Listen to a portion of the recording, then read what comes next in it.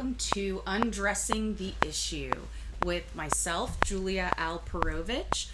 This is a podcast where we're going to be talking about all sorts of issues that revolve around sex, sexuality, intimacy, dating, relationships, and everything that comes in between. So today I have my lovely, handsome husband, Ted. Oh, thank you. Hello. Hello. And I decided to start out by letting him interview me, basically, and ask me some questions so that we can get this rolling. So, Ted, do you want to give a little info about yourself?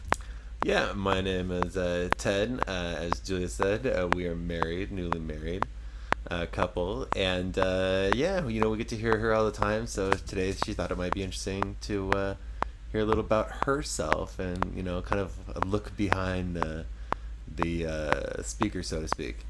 So let's begin with, why you're here. Why do you like what you do? Why are you a therapist? Wait, which question do you want me to answer first? I guess why you're a therapist. Okay, well, I am a therapist because, like many therapists, we are basically wounded healers. I've been through my own struggles, especially in the area that I talk about and that I work with. So I like to share with my clients, when appropriate, about my experiences, trials and tribulations, struggles, the type of work that I've done to learn about myself.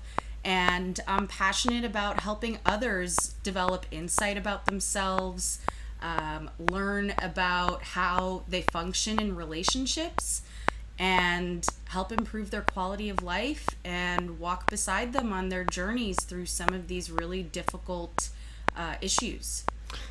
Speaking of teaching these clients, kind of tell us about some of your own education in the field. Okay. So I have a Master's of Science degree in Marriage and Family Therapy from Seton Hall University. My degree is a Master's of Science rather than a Master's of Arts, as most marriage and family therapists are, because I did a program where I was able to do a science component, and I chose to do that on the neurophysiology of addiction. So I'm also a licensed marriage and family therapist. I've worked in tons of different settings, nonprofits, inpatient treatment facilities. I'm in private practice at this time. I've also gotten certified in what feels like just about everything, but my main certifications are in sex addiction treatment. I am what is known as a CSAT. I'm also a certified clinical partner specialist. What is a CSAT? A CSAT is a certified sex addiction therapist. So it is someone who's been through the training and has completed hours of supervision under an experienced CSAT in working with what's considered the gold standard of treatment for sexual addictions. And it's under an organization called ITAP that does this training. And it was developed by Patrick Carnes, who is kind of the guru in sex addiction treatment. So that is what a CSAT is. Does that answer your question? Yeah. Okay. And a certified clinical partner specialist, which is my other certification that I use most frequently, is basically to be able to be specialized in working with partners of sex and pornography addicts. So what I'm working with there, for the most part, is something known as betrayal trauma. So being betrayed by infidelity, lying, having a secret life, and finding out about it in your partner. So that is what I do. Well, speaking of secret life, can we tell us a little bit? Wait, I wasn't done with my education. Oh, okay. The other exciting thing is I'm actually currently a student, a doctoral student. I'm working on my PhD in clinical sexology. I'm hoping that once I pass my oral exam this December, I will have completed my board certification in sex therapy, and then I can work on my super fancy dissertation. So that's the other piece of education. It never stops. And I think that's it. Does that cover education? It largely seems to cover it. Seems like you have a lot of it, a lot of certification. But yeah, can you please give kind of tell us a little bit about your family history? My family history. Yeah. All right, that's a shift. So Just about your family. okay. How kind of, how What do you think about my family? How your family life impacts your choice of career moving. Well, you've met my family. What do you think of them? I think they're lovely people. Well, you're supposed to say that. So, all right. And we're being recorded. You got it. So a little bit about my family. I have a mom and dad, obviously. Most people do. Yes, they do. So I was actually born in the Soviet Union in what is now Lithuania. And sorry about that noise. It's my troublemaking cat. Her name is Agnes. So in any case, I was born in Lithuania. I came to the U.S. when I was about 5 with my mom and dad. My mom and dad are very different, interesting people. My mom is, how would I describe her? She's kind of, she's got a lot of trauma and wounding. She's a Are your good parents mom. married? No, they're no longer married. I'm getting to that. Okay. So now the listeners get a little insight into what our daily life is like. Spoilers.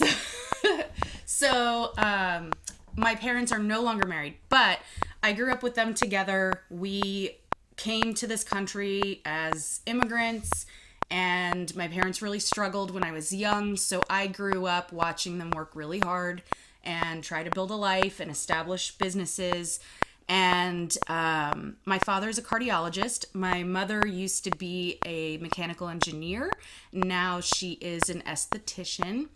And when I was about 25, my parents decided to get divorced. And this came after years of them trying to salvage their marriage. They had a lot of differences, a lot of things that got in the way and disrupted their relationship.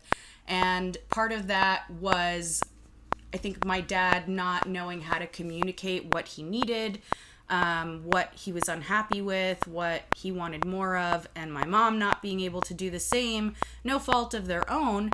But it ended up with my father having some infidelity issues for a while, my mom getting really hurt, and ultimately they ended up divorcing. And my father is currently remarried. His wife is a lovely woman. She is close to my age, and no, that is not awkward. We've worked through that.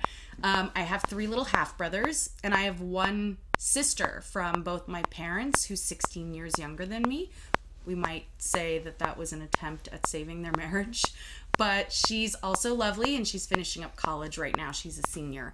Do you think your upbringing has any impact upon your current career choice? Duh. Absolutely. I mean, I grew up watching my parents struggling to communicate, to get on the same wavelength. I watched them, get into fights and hurt each other and kind of stumble around in figuring out how to recover from these conflicts, how to understand each other, how to resolve some of those hurts. So I think it was really influential, and my own history, my own marital history, also kind of strengthened that interest. Tell us about yourself as well. Obviously married now to this amazing man. Yes. How about before that? So he's so modest. So before that, I met my ex-husband when I was 23 years old. My parents were probably at the lowest point in their marriage at that time. And I had just gotten out of college. I was considering going to grad school, but hadn't gotten there yet. I met him, and he was a charmer initially. He was all personality, and he had a great sense of humor. He was very much a gentleman. He was chivalrous. And basically, it went from amazing to awful very quickly. We were married for about 4 years. We were separated for a lot of the last year. What ended up happening is I ended up finding out that he was living a double life. He was dating through pretty much all of our marriage. He was meeting women online, on dating websites, and showing all of them our wedding photos, telling them I was his beloved wife who died of cancer. Dark, I know. And he was trying to garner pity from them in an attempt to get them to like him and want to nurture him and give him attention. And he cheated in that way. So I came out of that with a pretty significant amount of betrayal trauma myself. And so after that, I'd dropped off in my relationship with my father. Him getting remarried was really tough. The way it went down just was not a good situation. So we actually didn't speak for most of my marriage for about those 4 years. And in that time, I completed grad school. I graduated. He didn't even know. It was kind of sad. And then when I got divorced, I reconnected with my father. And basically, it was difficult because he'd done something similar to my mom as my ex-husband did to me. So it was a lot of tough conversations between me and him to rebuild our relationship and establish trust and get to the point where we are now, where he's pretty much my best friend. So yeah, this has been pretty much a lifetime in the making, is getting to this point where I now help others who are in similar situations. So life has kind of brought you to this point in your career, you would say? Yeah, I mean, absolutely. And it's not like I've had this happy path along the way where I've just observed other people going through it. It's been a lot of really living it and learning from the experience and struggling myself through it to figure out, how to heal and how to move on and how to get to the point where I have done enough healing to be able to help others in their process with it. So from this path and struggle from your own, what do you hope people can maybe learn and take away from this podcast? Well, I think the main thing is that there is hope, that, yes, these types of things, these life events are really transformative. They're extremely painful. They're oftentimes traumatic. And when you're in the thick of it, it's really hard to see that there even might be a light at the end of the tunnel. But that, if you're able and you're willing to really dig deep and do this work, and that you have a great support system and people on your side who are going to help you through it and help you effectively, who are going to be understanding and empathetic, that you can do it, that you can get to a place where you're happier, where you're feeling safer, where you're kind of healed in many ways. I mean, it's never going to be 100% perfect. And I think that people need to have realistic expectations. These are wounds and they leave scars, and that's tough.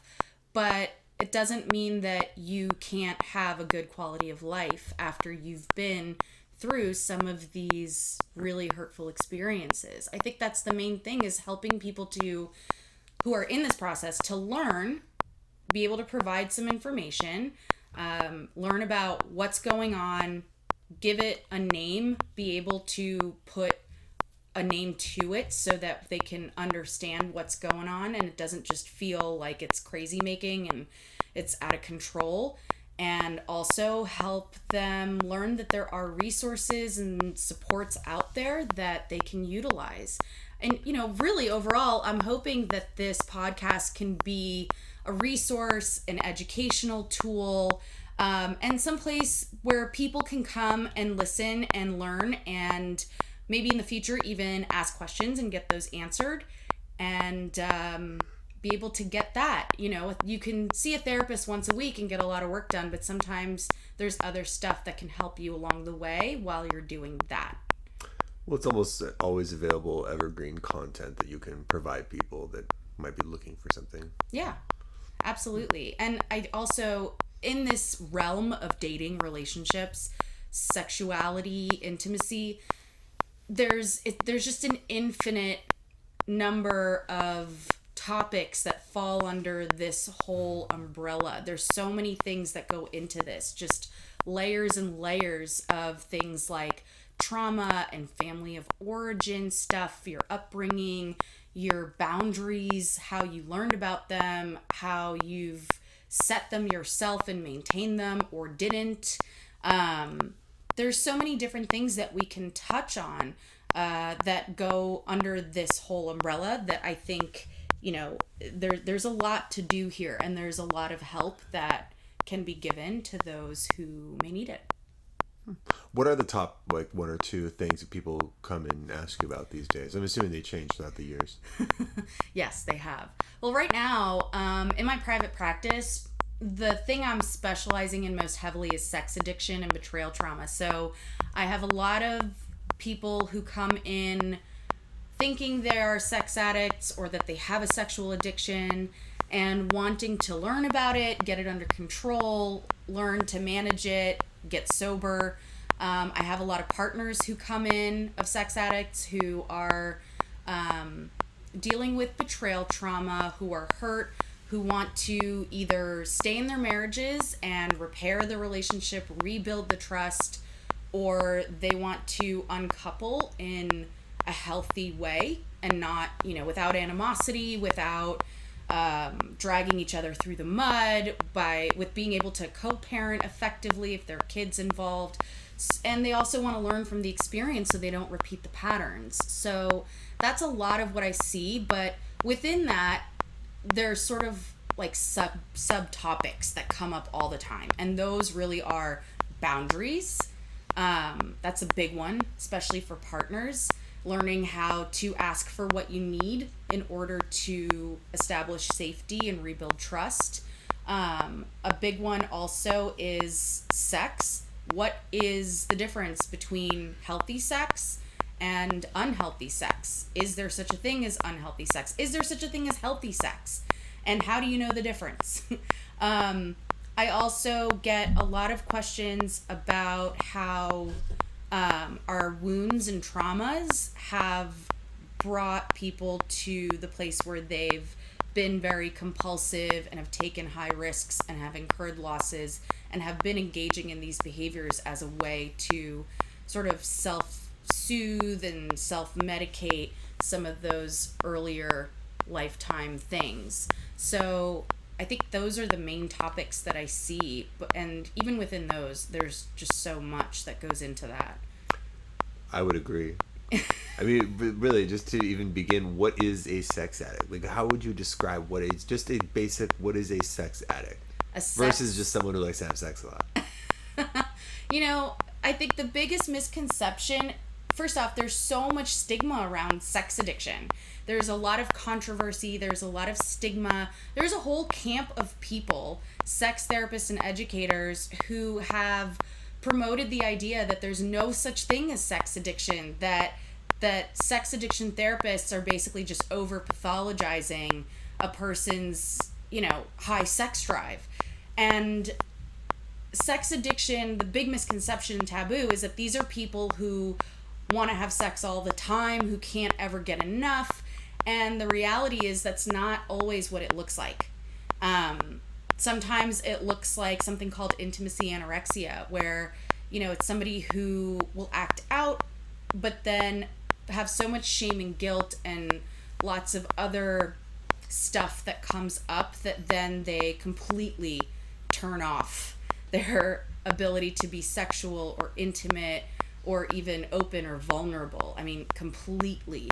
So sometimes it can look like that, and it can cycle. I think there are different types of sex addicts. There are some who are risk averse and some who actually are driven by taking risks. I think a lot of pornography addicts, people who are strictly pornography addicts, are more risk averse.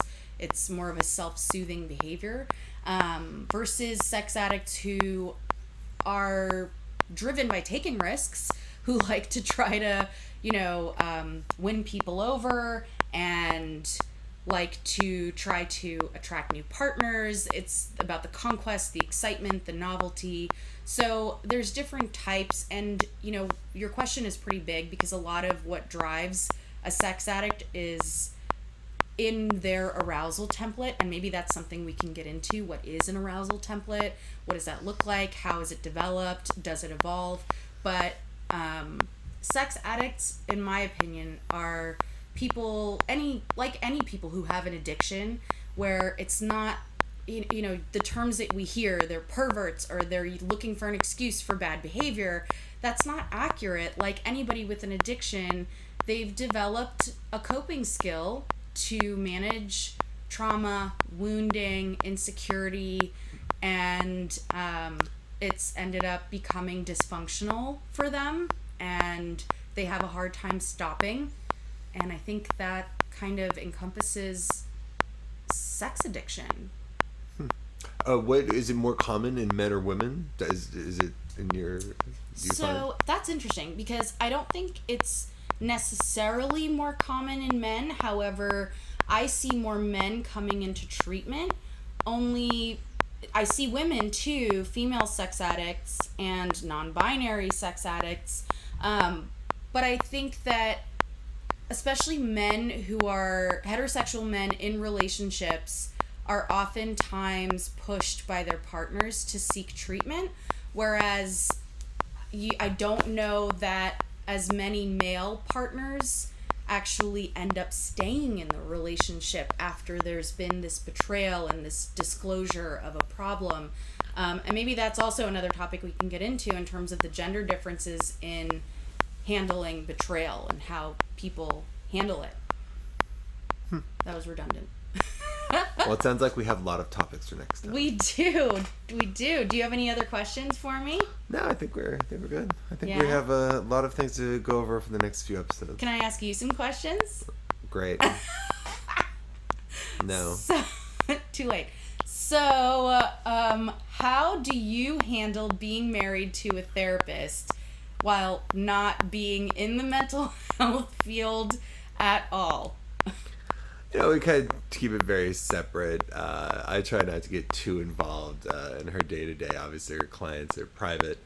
But, I'm there for her if she needs anything, given she deals, you deal with so much drama and personal issues throughout the day that I just try to be here for you if you need me. And, kind of, be there with a bit of distance, obviously, just given that it's private work. Do you ever feel like I'm therapizing you? Not too much. I always make the joke, being married to a therapist is like being asked all the time, like, what are you thinking? What are you thinking? But no, I don't think so. But I think it's also key to outline that early on as much as possible. Do you feel like we did? I would say so, yeah. I definitely think I think it's a good thing to make sure that line is very clear. Yeah. So. Do you feel like being in a relationship with a therapist has affected what our relationship has looked like over the years? Yes, there's a lot more talking involved. But that's not to say that we've never had bad moments or that our relationship has always looked perfect.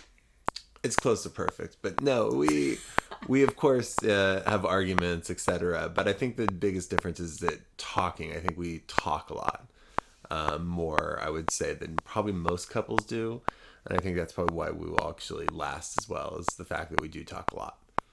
Was that weird for you initially, talking a lot? No, but given my upbringing is a little different, so no, it was pretty normal. I'm okay with talking. You weren't always okay with it. Yeah, every once in a while. What happens every once in a while? This is where you begin therapizing. Guilty, but not sorry. So, what do you think has been? What have you learned, I guess, about how to communicate, what not to do in having been in a relationship with a therapist myself for, how long has it been now? 7 years? I've just learned to communicate. By far the most important thing is communication. People that don't communicate, those are the people that will have issues, it seems like. And talking and just kind of explaining feelings, etc., is key. And I definitely think it's something that I've learned through this relationship, especially dating a therapist as well. You know, being in the other half of that relationship definitely has kind of added that an extra layer. It's become kind of bolded to that aspect. So you say communication is important, but what exactly is communication? Like, what does that look like? To me, it's just talking. We talk about everything. We talk about every issue, everything, every problem, we just talking and not closing up or not discussing things openly, I would say. Not discussing things Sure. openly. Okay. Sure. All right. But I think where I'm getting at is that we try to do it in a respectful and loving manner, even if we disagree. Like, we try not to fight dirty, even when we do fight, kind of maintaining that idea that you can love someone and not like them in the moment. Everyone's going to disagree. You're just disagreeing about something. You'll get over it. Totally. I agree. I'm glad we agree to disagree. To agree. Fair enough. All right. Are you done being tortured and therapized? Yes. All right. It's been lovely. Thank you for joining me. You're welcome. Thank you right. for having me. Yeah, absolutely. Long time listener. Well, maybe I can, take you out sometime. If you're single. So, you're supposed to say no, I'm taken. Yeah, by you.